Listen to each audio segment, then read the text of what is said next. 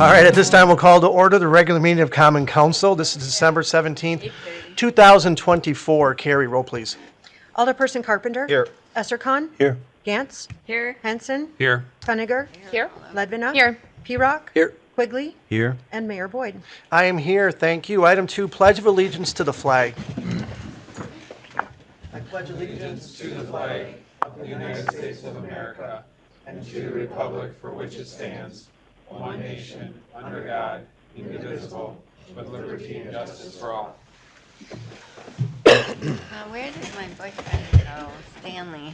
Would like to recognize some special guests we have here tonight before we move on. We have Boy Scout Troop 1043 here checking things out, seeing how government operates. So be on your best behavior here, people, because they're grading you tonight. So thank you. Thank you, Boy Scout Troop 1043, for showing up tonight. Up next, item 3, approval of the minutes of the December 3rd, 2024 Common Council meeting. Make a motion to approve. Second. Motion by Alderperson Carpenter, seconded by Alderperson Ledvina. Discussion or comments? Seeing there is none, all those in favor, say aye. Aye. Opposed? Motion carries, thank you.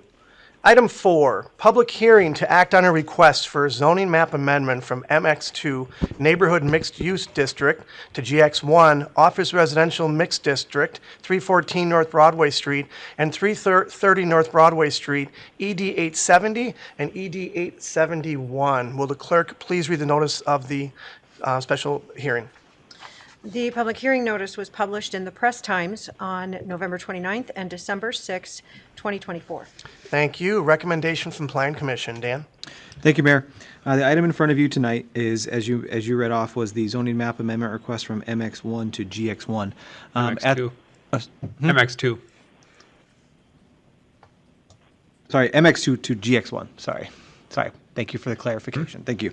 I was reading off the page there and I missed a line. At the Plan Commission meeting, the Plan Commission heard from staff as well as from the applicant as well as from neighbors regarding the proposed amendment from that MX2 to GX1 classification.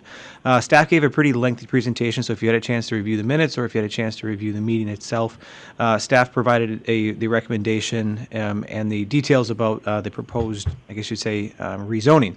And the details involved the changes to the what the zoning district would be from a land use standpoint, also, but from a suitability standpoint, from a setbacks, from a density, or from other, I guess you'd say, building classification standards.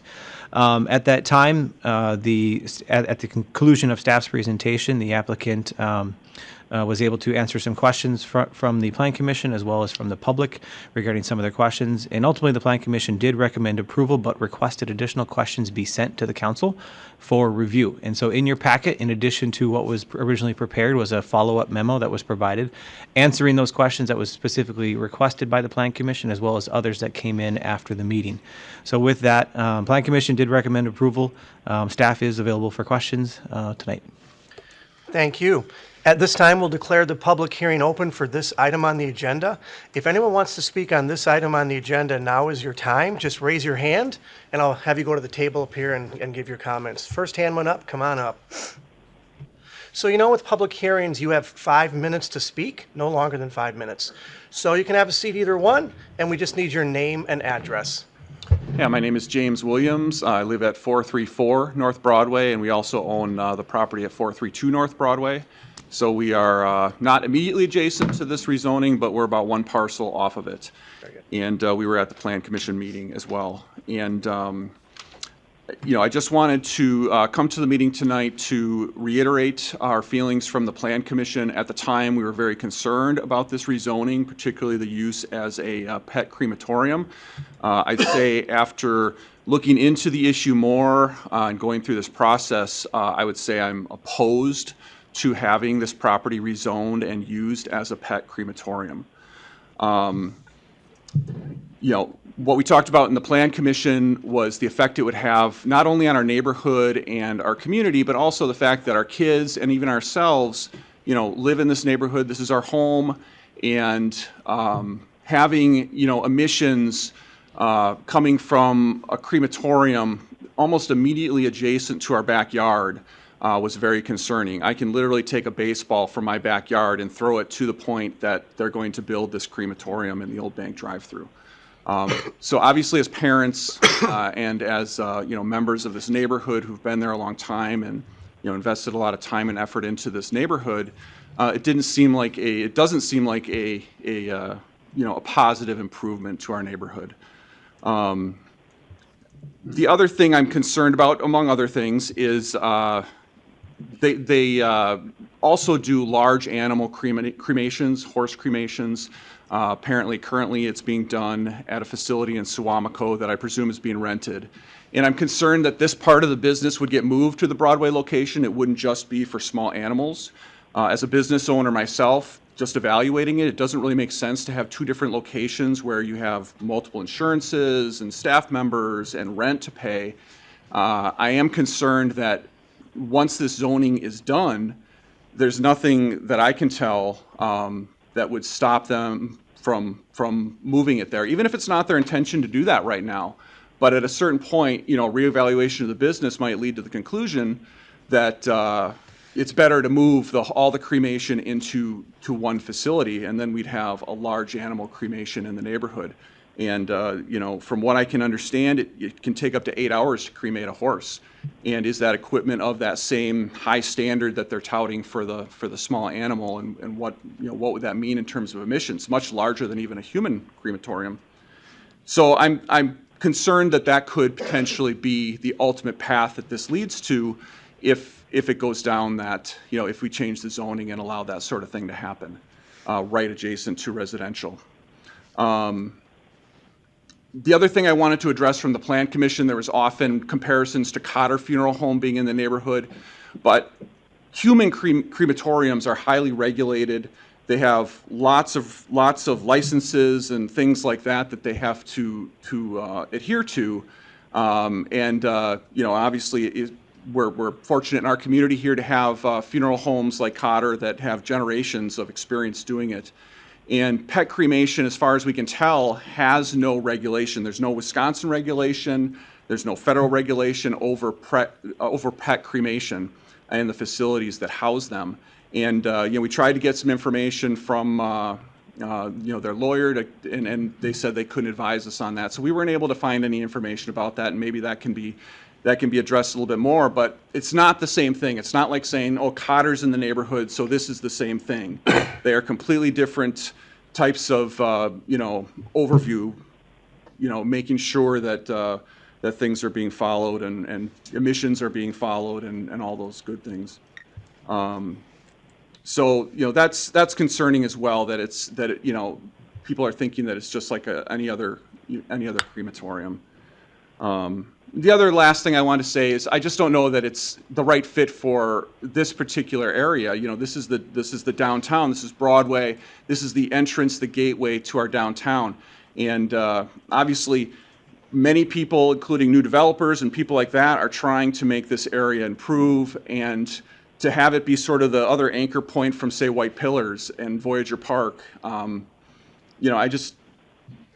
As a longtime community member in that neighborhood, it just doesn't feel like the right thing to do.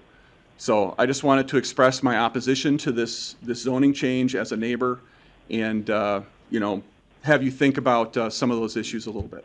So thank you. Thank you. Very good. Thank you. Anyone else want to speak while the public hearing's open? Just raise your hand. I'll identify you and bring you up. You're up next. Yes, you. I don't like to point, but it's the best I could do. Again, just name and address. My name is Jennifer Perrins, and I live at 400 North Broadway, directly adjacent from the proposed change to the zoning. I have had the opportunity to spend some time visiting with neighbors, walking around, explaining to them that honestly, most of them did not even realize. They asked me, how did you hear about this? They were not even aware of a zoning change or a request for a zoning change, as well as the request for request for the zoning change in respect to the desire to place a crematorium in that building.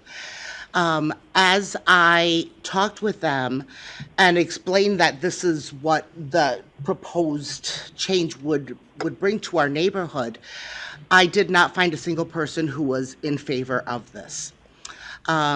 I had a lot of people indicate that they were concerned about how they take great pride in living in the historic neighborhood. And the fact that this was going to be right immediately in their neighborhood drew great concern for what it was doing for our historic property, as well as the potential for emissions. And I know that, we've been told that there haven't been emissions. They don't, all other facilities have not had an odor or gases or emissions. And I guess that's not enough for us as a neighborhood to place our livelihood, our property, our environment, our homes on. There have been facilities that have had poor output, and where the fact that we are placed in this position to run the risk of that happening is not fair to us, and it's not fair to the community or the city of De Pere. For that reason, because of the representation that I am providing from multiple neighbors within about a 4 or 5 block radius of that property, I need to strongly oppose that zoning change. Thank you very much. Thank you. Anyone else want to speak while the public hearing's open? Sure. I gotta grab a glass of water.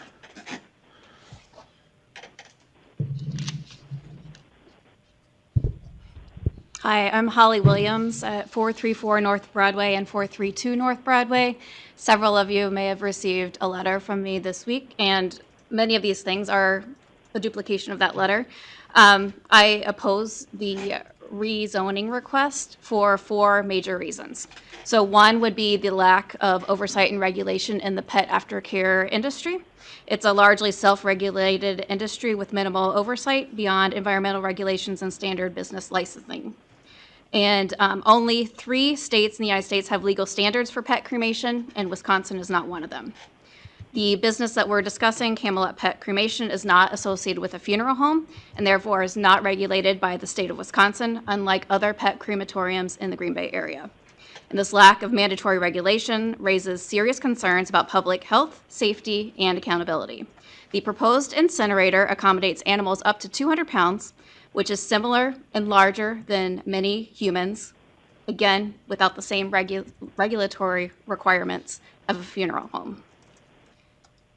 That begs the question, so if they are allowed to do this and there's no regulation, what are the emission measurement metrics for pet crematoriums? How is it measured? By whom is it measured? And how often is it measured? What's the metric for proper care, storage, and disposable animals? How is it measured? By whom is it measured? And how often is it measured? My second concern is inadequate training and certification. The principal of this business has a registered pet funeral designation, registered pet funeral director designation, and that's the only certification that we're aware of. This certification requires a $295 fee, a 4-hour self-paced online course, and a 25-question online exam that requires an 80% passing score. The topics covered are best practices for working with pet owners, ethical considerations, and community outreach. The certification does not include training in mortuary science, the use of incinerators, or handling and disposal of animal remains. Courses were designed to be continuing education for funeral home directors, adding pet cremation to their existing businesses. However, it can be completed as a standalone course. So certifications and designations in this industry are entirely voluntary and do not guarantee compliance. From one of the association's website, specifically, it says that the Cremation Association of North America collaborates with the IAOPCC to update standards and offer training, but there is no universal or federally mandated oversight for this industry. So this lack of regulation underscores the need for heightened scrutiny of any new pet crematorium, especially and particularly one not associated with a funeral home. As opposed to a funeral home director in the human world requires up to 3 years college coursework, completing 1 year apprenticeship, passing a state board exam, continuing education must be completed for license renewal. And the state has requirements for licensure, permits, standards of practice, and rules of conduct. My third reason why I am opposing this is the irreversible zoning change, because rezoning decisions have long-term consequences. If this is rezoned, the change will be permanent, and it could limit the city's ability to regulate future uses of this property and significantly alter the character of our neighborhood. While there are currently no plans to relocate a large animal incinerator, zoning changes could allow for this to happen in the future with no recourse. The proposed facility's equipment is capable of handling animals up to 200 pounds without adhering to the same standards as I said prior. Once rezoning is approved, however, large animals, such as horses, could potentially be incinerated on site. And this business currently owns and operates a large animal incinerator at a different location. Although it claims it will not be moved, if the zoning is changed, nothing would prohibit this from happening. The fourth reason why I am opposing this regulation change is the impact on De Pere's Gateway. As I had mentioned at the Zoning Planning Committee, I know a lot of time and effort and money went into the De Pere Strategic Vision Plan. And this is located at the key entrance, which is called the Gateway to De Pere, in all of those strategic plans. There are multiple different scenarios in this area. This crossroads was designated as the gateway to the city. So this property does play a crucial role in shaping the city's image. A pet cremation facility at this location could detract from the efforts of maintaining an inviting and vibrant gateway for residents and visitors alike.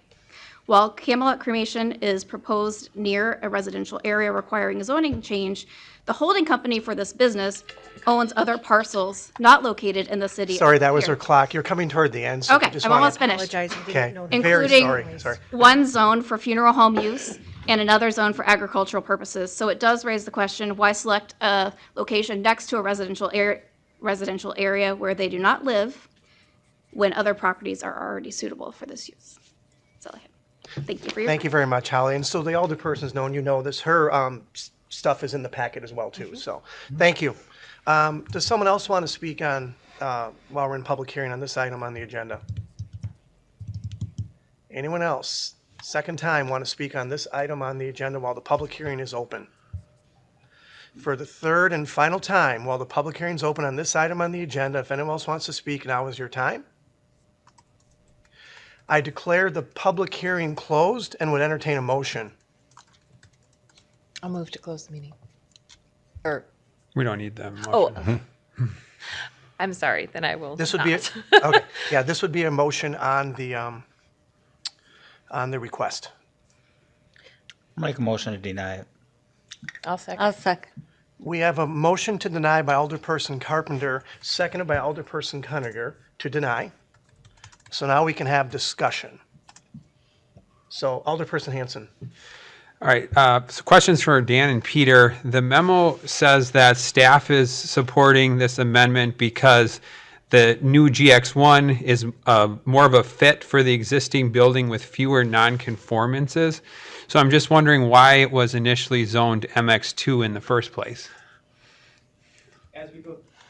Sorry about that. As we went through the downtown portions, as we went through the almost 9,000 different parcels, as we did our comprehensive zoning rewrite, we tried to identify parcels that were sort of within that same character along certain stretches. And as we get from the core of the downtown, we went outwards. We started to either classify as GX1 and MX2. And right as we get on the periphery of downtown, it was kind of a back and forth on both George Street and on even Grant and on Reed and on others throughout the downtown of where does that kind of dividing line fit. In this case, it was MX2 primarily because of, I guess you would say, the future storefront building regulations, but that also required some, I guess, we don't use the word density because there is an actual density classification, but higher, the MX2 required higher frontages if it was to be redeveloped, smaller setbacks, greater, I guess you'd say, stories of uses and stuff like that. The MX, or the GX1, which is similar to the office buildings that you see, the zoning classifications on Michigan, or on Wisconsin, as well as the across the street on Broadway. Those are GX1s. There's some land uses that as part of this rezoning, we're also sort of kind of understanding which is the more appropriate area. So this is one of those periphery areas in which it could have gone either way. The proposed use, as discussed, as I mentioned in the staff report and as Peter put there, staff doesn't look at it from the single use perspective. It looks at it from a long-term perspective, redevelopment potential. There's certain things in the MX1 that are probably not favorable to the neighborhood, and there's certain things in the MX2 and GX1 that aren't favorable, and it's just sort of trying to find that best fit. In this case, the petitioner is making that request. The nonconformities in this case are going to be larger setbacks than are allowed in the MX2 office on the first floor. So in case somebody did want to either expand the office in this area, they wouldn't be able to until they became into conformance. So the GX1 and MX2, again, sort of find that fine line of which is the more appropriate district from a land development standpoint. And that's why staff was more in support of it in this case. So I see some benefits to the GX1. For instance, if we approve the rezoning to go to GX1, there couldn't be any auto dealerships or auto repair shops, which is allowed under the current zoning. But the current zoning has a minimum height of 1 stories for the building height, which matches this building. The GX1, which would be the new zoning, has a minimum height of 2 stories. So it would not be. There's no silver bullet to I know. eliminating all the nonconformities. Yeah. That's correct. In this case. So can you summarize some of the nonconformities that would be corrected by this rezoning? Allowing office on the first floor is primarily the largest one, which that building has primarily been office for quite a while. You take a look at, in the memo on page 21, you can see the differences. I don't have all the specifics of that individual building of what setbacks are there today, but they are greater than what the minimums are and maximums actually are in the MX2 today. So yeah, on page 22, you start to see that there's step backs required in the GX1, meaning as the building gets taller, it has to step back further away from the neighborhood. MX2 doesn't require those that step backs above on that third story. The maximum heights are roughly the same. It's primarily because the MX1 and MX2 districts allow for taller first floors, as you expect to see in a downtown with sort of that first floor retail, taller first floors. The GX1 doesn't contribute to that one. So it's primarily in today's segment the building setbacks and allowing an office use to be expanded on that first floor. Okay. Are you good for now? For now, yep. Okay. It should be noted, I'm on Plan Commission, so is Alderperson Hanson, Alderperson Gantz, and for citizens, it was unanimous 7-0. But that's kind of misleading. A lot of us wanted to get more information going forward regarding the questions that were brought forward, which we have some of those answers. I don't know what, with the information forward, the Plan Commission would do with the information. We didn't get a really deep dive into, we have an $80 million build out of Shopco coming up with 6 structures, and we have a different downtown that's emerging. And is this something we want in the downtown versus a different type structure that would have more walkability and more people at that particular environment? But I just want to clarify that was the 7-0 to gather more answers. Number one. Number two, one of the things they argued was that there was not enough notification. Now, by law, we notify within how many? 300 feet. Yeah. And some felt maybe that wasn't enough or wasn't enough time for people to talk to other people. Now, clearly, these folks had talked to other people from that time to this time, so that was a good thing, that they had more discussion and dialogue. But by law, the city did notice as far and wide as they could. But we're grateful you talked to other people. So I'm just kind of clarifying what happened on Plan Commission, so you understand why it was unanimous 7-0. So I hope those that were at Plan, that kind of gives us an explanation of what we were talking about there. So who else would like to talk while we have this open? Alderperson Ledbetter. I just want to state that I need to abstain from voting on this item. Thank you. Do I have to say why she's abstaining? Okay. Anyone else want to discuss? Alderperson Carpenter. Yeah, the reason I stated what I stated is because I do think this, I know it's to advantage actually for the city maybe to change the zoning, but I just don't think we need to have that, the business that wants, we change the zoning and understand the zoning, and then what's going to follow after that is it's going to be a pet cremation stays there. And I just don't think that's a proper place. And that's the reason I'm doing this. I understand where staff is coming from, understand everything. I just don't think it's a proper place. Very good, thank you. Anyone else want to comment? Alderperson Quigley. Yeah, if we would approve this type of a zoning change, Dan or somebody, is there a mechanism later that we could have a restriction that would keep them from doing larger animal cremations? Does that have anything to do with this process? So, and that was, I appreciate the question because it's in my notes here that I was hoping somebody would ask, and if they didn't, I was going to sort of bring it up. When we went through our zoning code rewrite process, we took out what was previously, we still have a few, but the majority of our conditional use permits, primarily because in 2016 and 2017, the previous governor and the legislature at that time really tied the hands of communities when it came to conditional use permits. That would have been primarily the mechanism that we would have been able to use some limitations and assign those things. But that law change really put the onus on the community to provide evidentiary evidence to any condition that you add to that conditional use permit. And in most cases, it's a very challenging thing to do. So as most communities do, you primarily took a lot of those conditional uses out, except in extreme cases where you were able to clearly define conditions and wrote them into the code. That being said, we can't write conditions for every possible land use in the city. Our code would be 1,000 pages long. So in this case, this is sort of the limitations that we've been granted by the state. So in this case, there wouldn't be. So yeah, that was going to be one of my answers to those questions, is we wouldn't primarily been able to change it, nor would we if somebody came in and wanted to operate I guess you'd say human crematorium there either at that point. Once it became that change, it would become that change. Now, anybody who wishes to deviate from that in the future could also request a rezoning, but it would be under that GX1 at that time. Thank you. Answer your question? Yes, thank you. Alderperson Conacher. Yes. First, thanks for turning out. Community response is always very important, and doing the homework and representing the community is huge. Thank you. Second, I've been on council for several years now, and there's certain things that come up over time where you can kind of go to some historical precedents. And the thing that comes to mind is Mac Dental. When Mac Dental was approaching us to rezone to build a larger facility, the intent of that building was for one purpose, and the rezoning was out of code and they wanted. But they took steps to proceed with that direction before bringing it to council, before understanding the full implications. And city council was like, that isn't the right order of how things should be. And we unanimously said, yes, it should maintain its residential feel. And that's very much what I feel like has been presented to us again today, where we have zoning and there will be probably future considerations where rezoning might be something to consider, but not for this. And that is why I also oppose this item. Thank you very much. Yeah. Alderperson Hanson, I think you're next. Alderperson Hanson. Yeah, Dan, if we did get complaints in the future about odor or emissions, do we have any recourse at that point?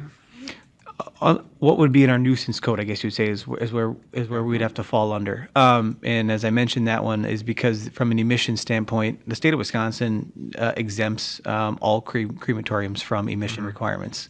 Michigan and Minnesota, others do not. Wisconsin exempts all, and I had a conversation with the DNR to confirm that prior to this memo. So, and then the point was brought up about funeral homes, human cremation being more highly regulated by the state than the pet crematoriums. Is that also what staff has found?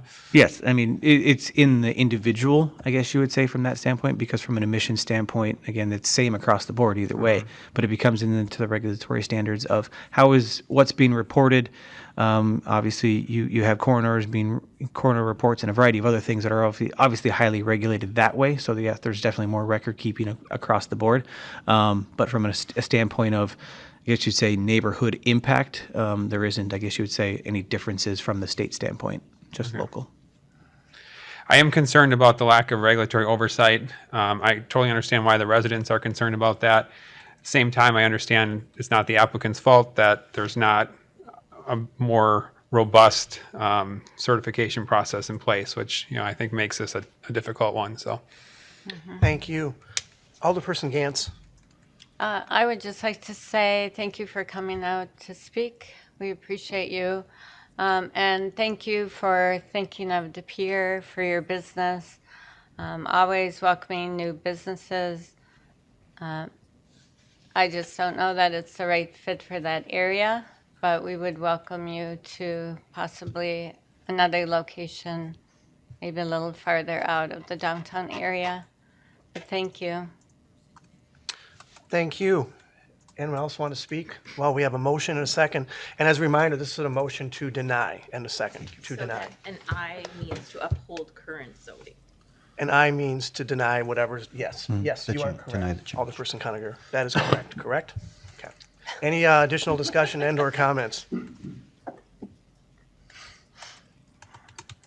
Seeing there is none, all those in favor of denying, say aye.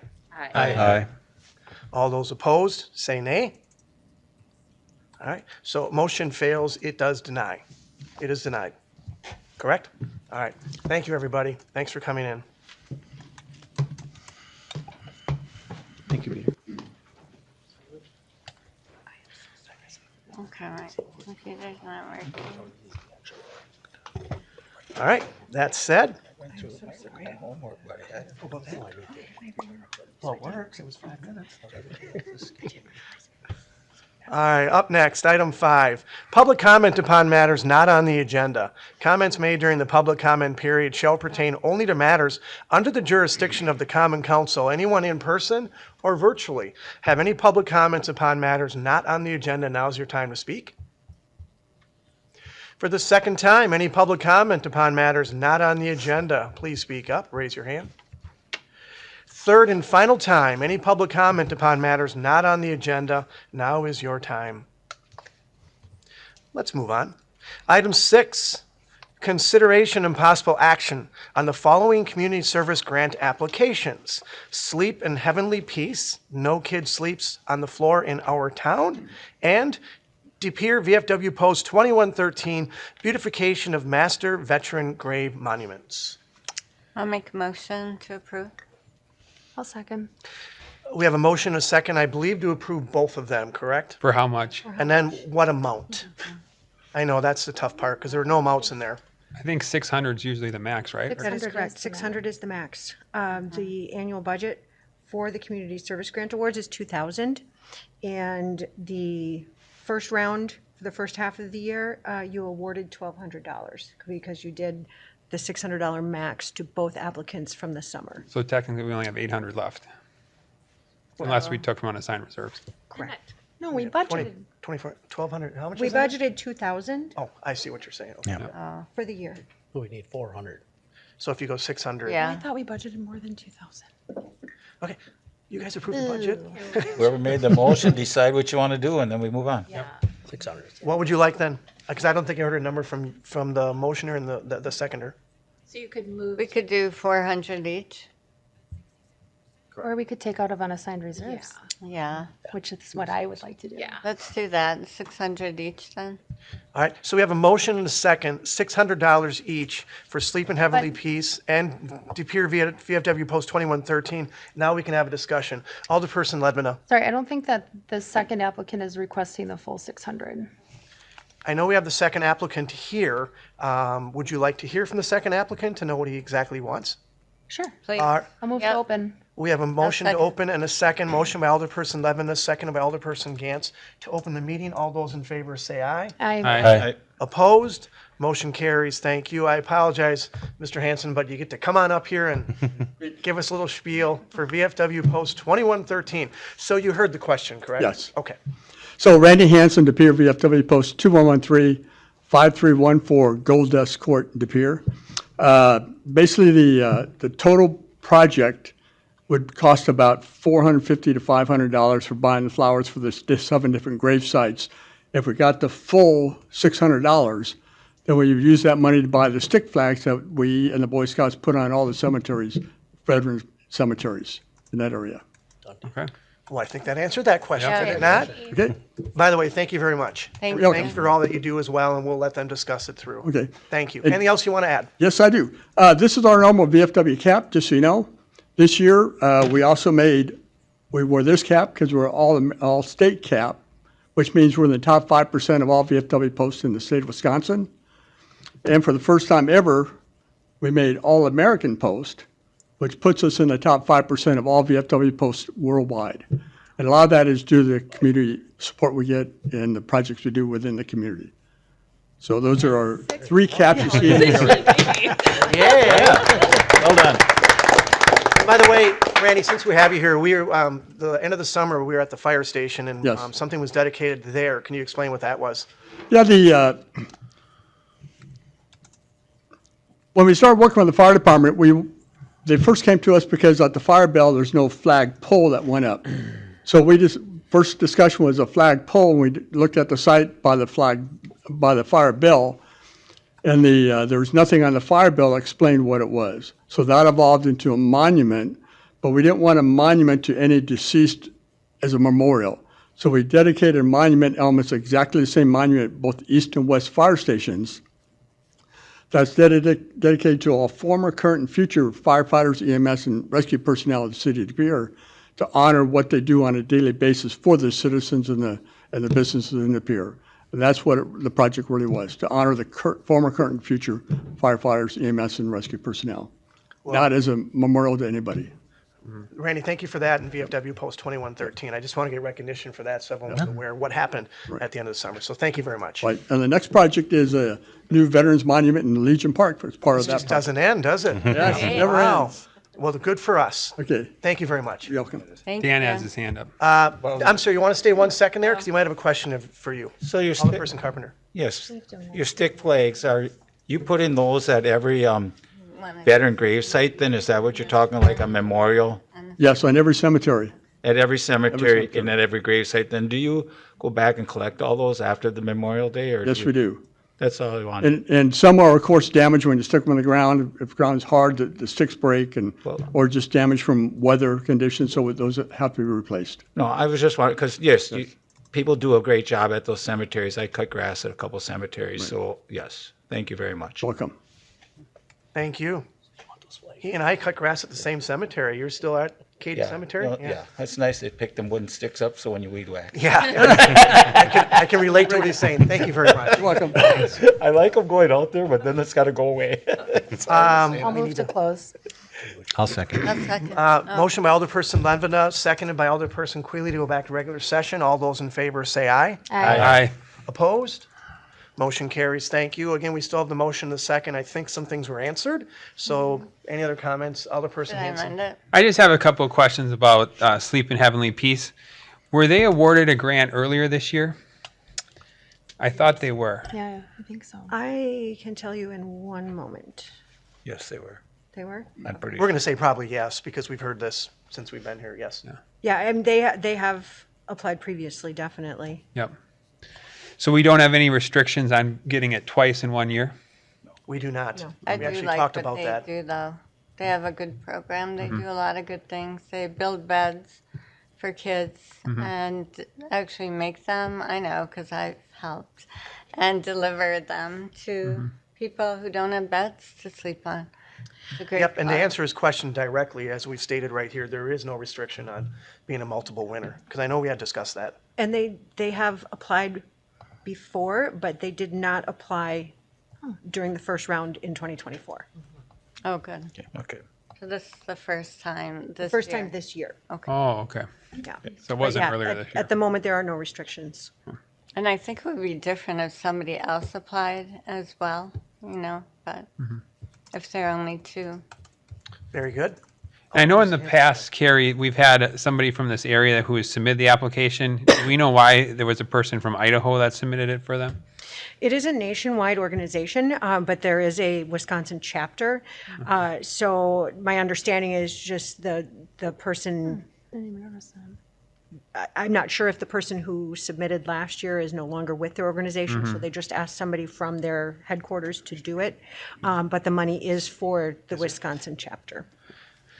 But to answer the question, there is a restriction that it has to be applied has to be used in this. in It the has to city. be Right, used, so right, the that's beds what- have to be delivered to families in De Pere? Alderperson Hanson remembered that previous application was from a local person with the chapter, whereas this time the application was submitted by somebody out of their headquarters. But yes, the money is specifically for the Wisconsin chapter to be used in De Pere. Okay. Very good. All good then? Yeah, and then the project location, they say TBD. I know in the past they've done it out of a Marilux. I don't know if that's changed, but That I do not know. I had talked to someone in City Hall first floor about a week ago, and my understanding was it was still going to be there, and if it was not going to be, it was going to be someplace else in the business park. I don't have It is. verification of that, but that's what they were looking for. I okay. know they are looking in De Pere. But I can't, don't take Okay. me at word, but I did Okay. talk to somebody, but I can't help you on that one. But I'm sure you can do this contingent upon, well, Larry? We have no restriction on where they build them. We only have a restriction on where the product or the service is completed. So it has to be, the beds have to be delivered to somebody in De Pere, but they could build them in Idaho, they can Yep. build them wherever they want. In the city limits of De Pere. Correct. Yep. For shipping, yeah. Good. You good? Okay. Other questions or comments? And again, for reminder, $600 for each, correct? Do we Do I need to, amend it? I'm sorry? Do I need to amend it? Needs to amend the I'm sorry. motion. Go ahead. I'll make a motion to amend it to $600 each, with $400 coming from assigned reserve. Yes, I'm good with that. Is that what you'd like to do? All right, so we have an amended motion on the floor, and we have a second. So the discussion now is on the amended motion. Any discussion or comments? Seeing there is none, all those in favor of the amended portion, say aye. Aye. Opposed? Motion carries, thank you. Now we're going to vote on the whole thing, right? Yep. Okay, so now we're going to vote on everything. Any additional discussion and/or comments? Seeing there is none, I got out of this thing here right now. Roll call vote, please. Roll call vote, please. Alderperson Carpenter? Aye. Essercon? Aye. Gantz? Aye. Hanson? Aye. Kuniger? Ledvina? Aye. P-Rock? Aye. Quigley? Aye. Motion carries, thank you. You're making me work very hard today, people. Item 7, recommendation from the Board of Public Works to delay the reconstruction of Merrill Street to 2026. Move to approve. Motion by Alderperson Levin, seconded by Alderperson Conacher. Discussion or comments? Seeing there is none, all those in favor say aye. Aye. Aye. Opposed? Motion carries, thank you. Item 8, recommendation from Finance Personnel Committee to approve city manager job description. I move to approve. Second. Motion by Alderperson Conacher, seconded by Alderperson P-Rock. So much for the exit. Discussion or comments? That was very impressive, by the way. It's just the Christmas bells. Yeah. Seeing there is none, all those in favor say aye. Aye. Opposed? Motion carries, thank you. Item 9, recommendation from Finance Personnel Committee to approve amendments to the Deeper Roots Housing Stock Improvement Program. Move to approve. I'll second. Motion by Alderperson Hanson, seconded by Alderperson Gantz. Discussion or comments? Alderperson Hanson. Yeah, I really like these changes. I think we need to revise it because we just haven't had enough public interest. Increasing the loan amount, maximum loan amount from 20 to 50, and then income limits up to 120 of county median income instead of 100%. I did want to ask Dan though about the interest rate. So right now it's been 0%, but that was in exchange for them covering 50% of the cost. Now they can have 100% financed. So I'm just wondering the thought process behind having it 1.5% below the 10-year Treasury note. I know that's still a low rate, like 2.5 or so as of right now. But just wondering how you came up with that number. Yeah, so if we were to go continue and keep it as a flat amount or zero amount for that entire time, our revolving loan pool will not grow, period. It'll just be occupied, which is not sort of the intent that we'd like to see this program grow to. We'd like to see the properties improved and then gradually turn that money back and make some more improvements. Also, if we start doing $50,000 zero interest, we're starting to really compete with banks versus, I guess you'd say, supplementing banks. And so at this point, we're almost taking business away, I guess you'd say. But our goal is to actually help people. And we've been talking with a couple realtors to talk about, a lot of people have set themselves up to almost buying their maximum or almost near their max, which a bank won't be able to support them at their debt to income ratio. This one still gets them at that point. It's still a nominal interest rate when it comes to, I guess you'd say, the regional average, and it still keeps us about 2 to 2.5% below what a 30-year or 15-year potentially could be. So it does allow us to grow. It takes out the having to go out and get them a separate matching fund, which is what a lot of people were telling us they would have to do. Under the current program, you could do up to $20,000, but you had to have $20,000 worth of cash equity into the project as well. And a lot of people were saying that's just a disincentive because they were having to go get a second loan for that for that portion, and that wasn't making sense for anybody. So as a result, this would allow them to utilize up to 100% of that one, up to $50,000 at that reduced interest rate. And this is similar to what we've roughly saw with the revolving loan fund when it came to businesses as well.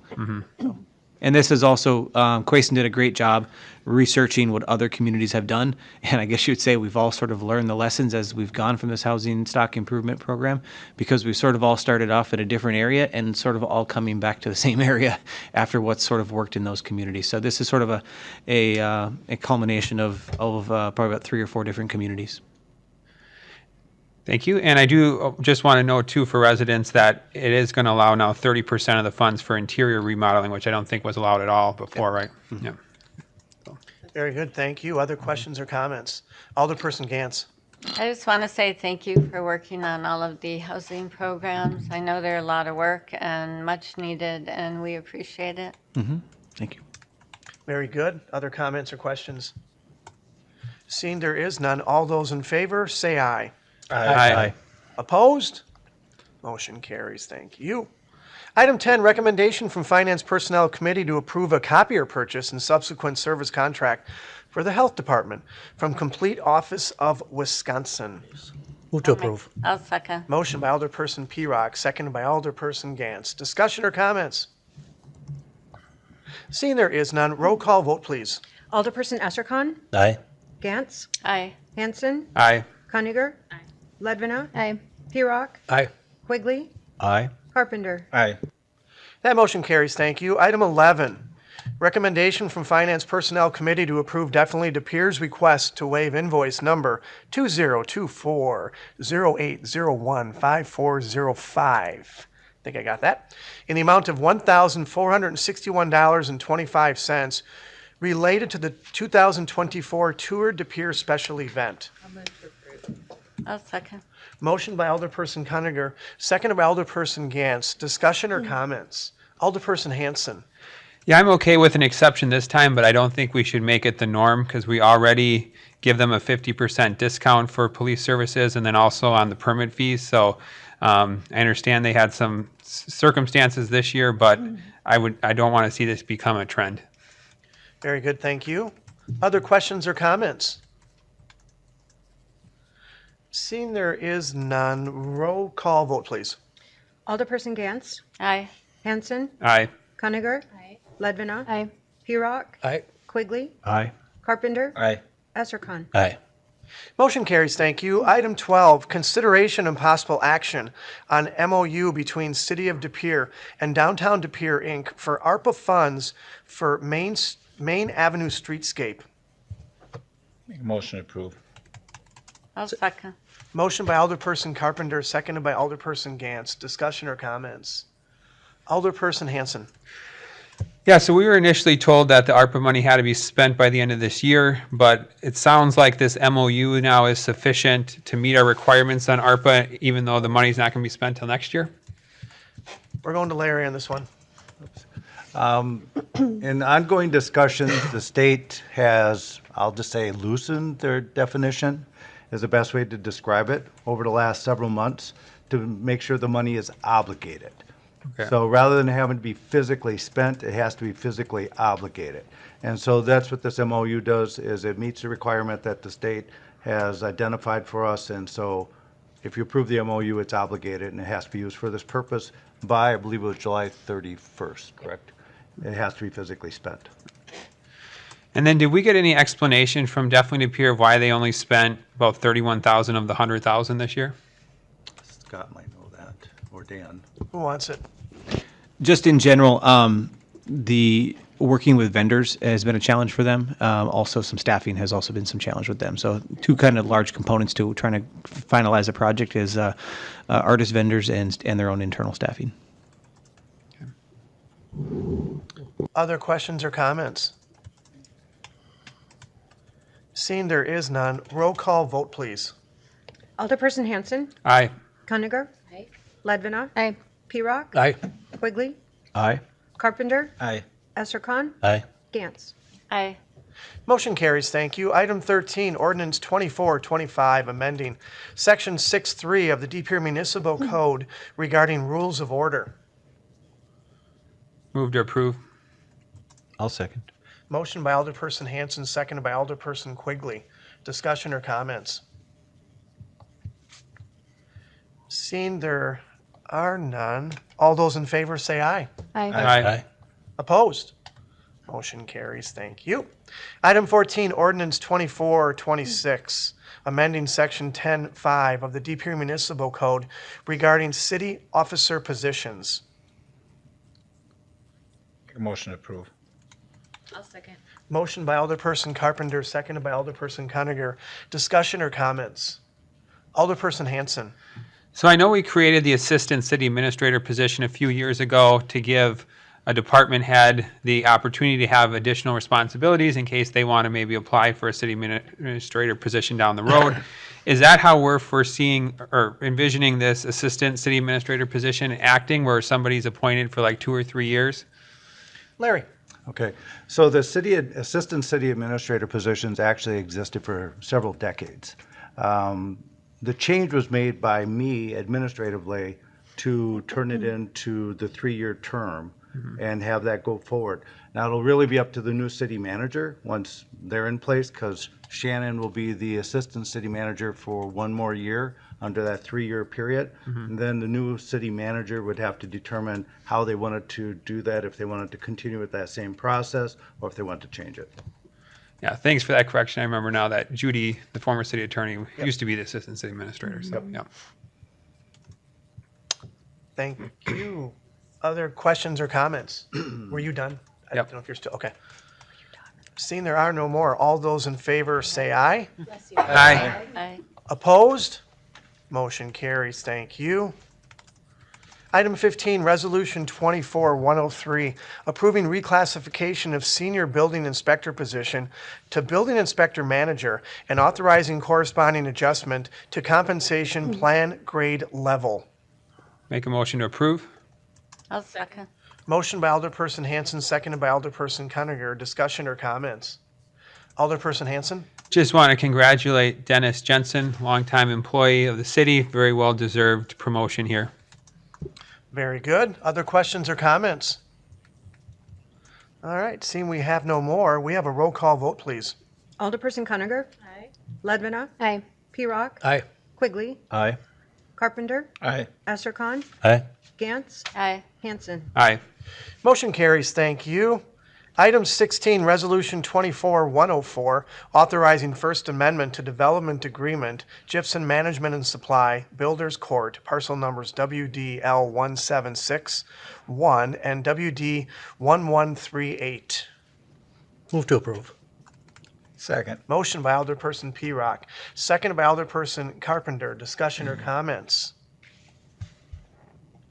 Seeing there are none, all those in favor say aye. Aye. Aye. Opposed?